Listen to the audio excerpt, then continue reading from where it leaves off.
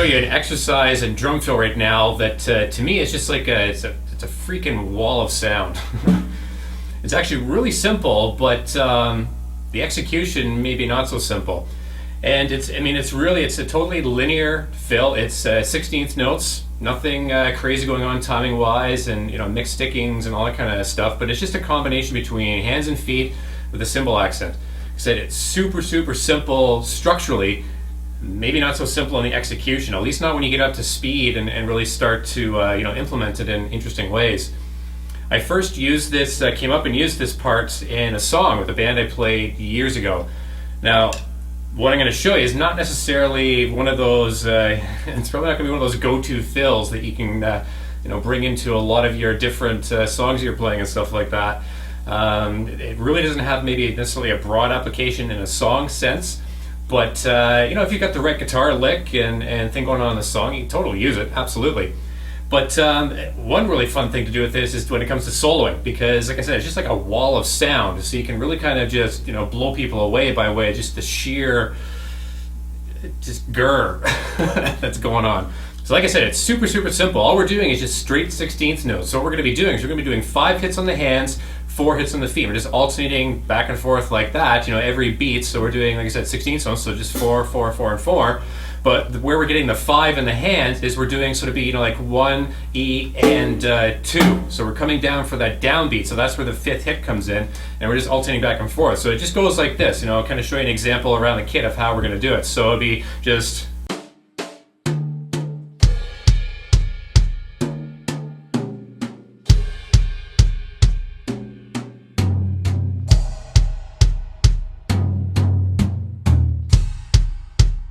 Like I said, just 1 E and 2 E and 3 E and 4 E and 1. It's that simple.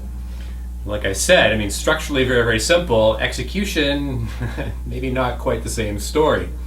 Especially when you start to really ramp up the speed. But I'll just show you a couple examples of how you can, kind of put this together. And there's so many different combinations you can start to do with this. But on top of just being like a drum fill or like a solo piece or whatever it is you want to use this for, it's actually just a really good exercise by way of coordinating, the top half and the bottom half, hands and feet, when it comes to your double kick and really getting tight and solid as far as alternating back and forth, to really be able to just add some punch to your playing and with some of your fills like that, where you're alternating hands and feet and accenting with your hands while you're playing with your feet. And you can take this in any direction you want, but to go through a couple examples here, and I'll just show you exactly kind of where this thing can go. So the first example we're going to do is just 140 beats a minute and kind of put it together.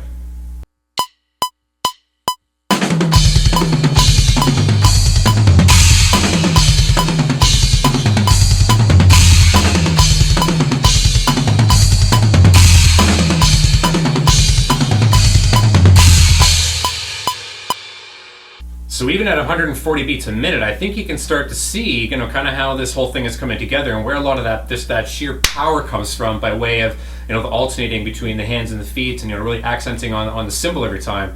And, as kind of a little fun little teaser here, we'll kind of show you a ramped up version of where you can start to really take this as you develop it more and more and more.